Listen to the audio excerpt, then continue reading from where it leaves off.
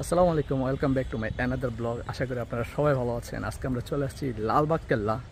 So আপনারা সবাই জানেন জায়গাটা কেমন এবং অসম্ভব সুন্দর একটি জায়গা, মনোরম পরিবেশ।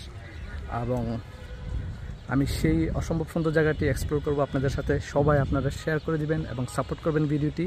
লালবাগ কেল্লা এবং পুরান ঢাকা হাজি বিরিয়ানি কীভাবে খেলাম, কেমন এক্সপিরিয়েন্স ছিল, সব কিছু আমি আপনাদের সাথে এই ভিডিওতে শেয়ার করব। আর লালবাগ কেল্লার প্রাকৃতিক দৃশ্যটা দেখুন, অনেক সুন্দর, ফুল গাছ, প্রাকৃতিক। এবং এখানে ছোট ছোট কিছু কাপল দেখা যাচ্ছে, ফ্যামিলি, মাদ্রাসা স্টুডেন্টস এখানে সবাই আছেন। সো অনেক সুন্দর একটি জায়গা। কিভাবে আসলাম এবং কত টাকার টিকিট এই সুন্দর জায়গাটিতে, সো চলুন বিস্তারিত আমরা এই ভিডিওতে দেখি। বন্ধুরা, আমরা পুরান ঢাকার মৌচাক থেকে হাজি বিরিয়ানি খেয়ে আমরা চলে আসলাম লালবাগ কেল্লাতে। আমার মাথায় লাল একটি হেলমেট নিয়ে দেখতে পাচ্ছেন।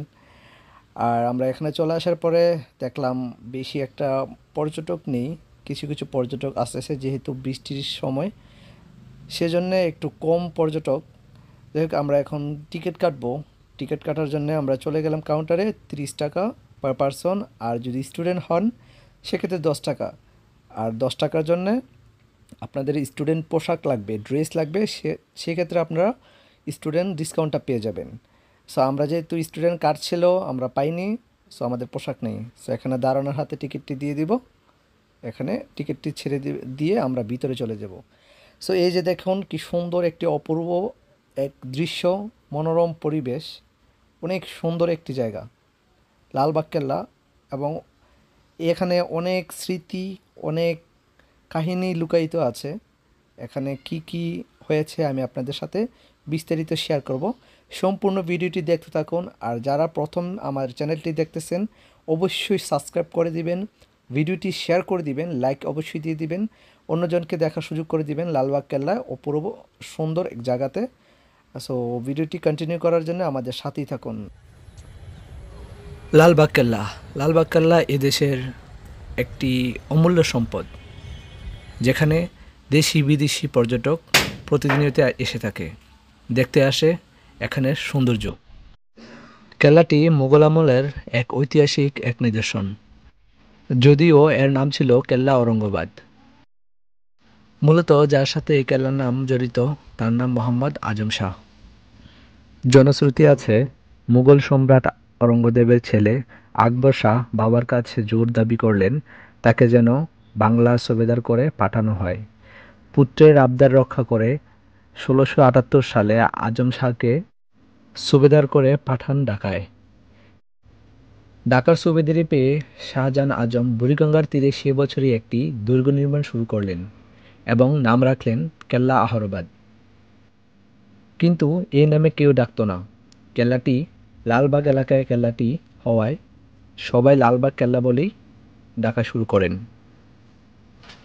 আজম শাহ খুব কম সময়ের জন্য এই সিংহাসনে ছিলেন। লালবাগ কেল্লার নির্মাণ চলাকালীন প্রায় 1 বছরের মাথায় পিতা ঔরঙ্গজেবের ডাকে তাকে দিল্লি চলে যেতে হয়। এই কারণে দুর্গের কাজ সাময়িক বন্ধ ছিল এবং এটি আদৌ সম্পূর্ণ হবে কিনা তা নিয়ে সংশয় দেখা দেয়। পরবর্তীতে দুবারের মতো শায়েস্তা খান 1679 সালে সুবেদার হয়ে আবার আসেন। শায়েস্তা খানকে আজম শাহ অনুরোধ করেছিলেন তিনি যেন অসম্পূর্ণ দুর্গটি নির্মাণ কাজ শেষ করেন।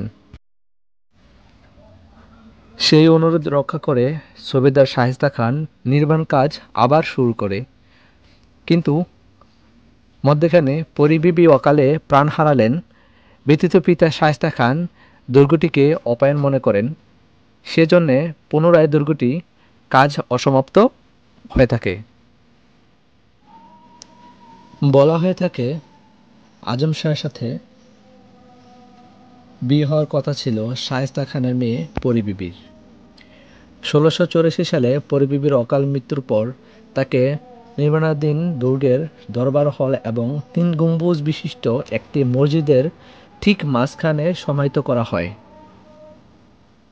তারপর থেকেই সে জায়গাটি পরিবিবির সমাধি নামে আখ্যা পায়।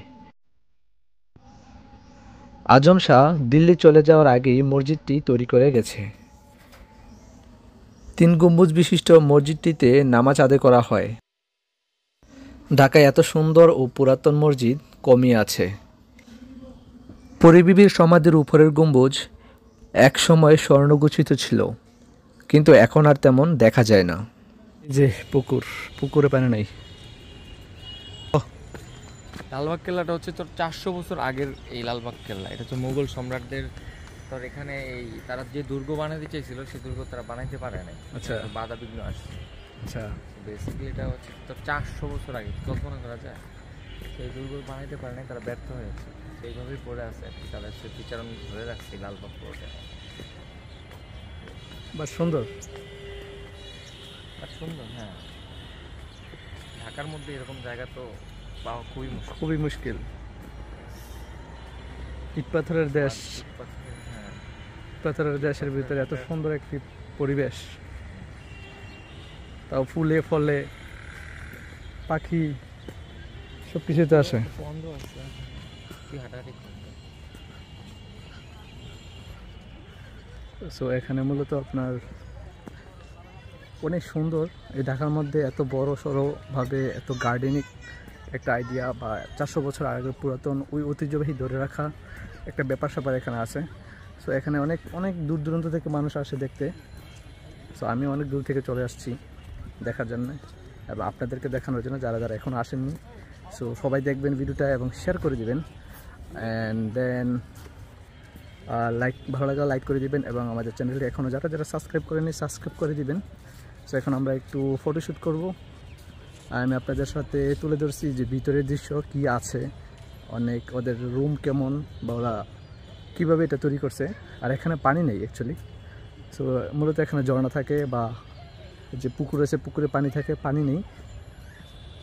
আর এখন মানুষ আসতেছে অনেক ধীরে ধীরে, মানুষ আস্তে আস্তে, সকাল থেকে বৃষ্টি ঢাকায়। সো এখন ধীরে ধীরে মানুষ আস্তে আস্তে, কাপলরা, স্টুডেন্টস। সো আজকের মতো আমাদের ব্লগ এখানেই শেষ। দেখার মতো কিছু নেই আহামরি, মানুষও কম আজকে, আবহাওয়া খারাপ। তো সবাই ভালো থাকবেন, দেখা হবে আবার পরবর্তী ভিডিওতে। যারা যারা এখন আমাদের চ্যানেলটি সাবস্ক্রাইব করেনি সাবস্ক্রাইব করে দিবেন, ভিডিওটি শেয়ার করে দিবেন। See you letter.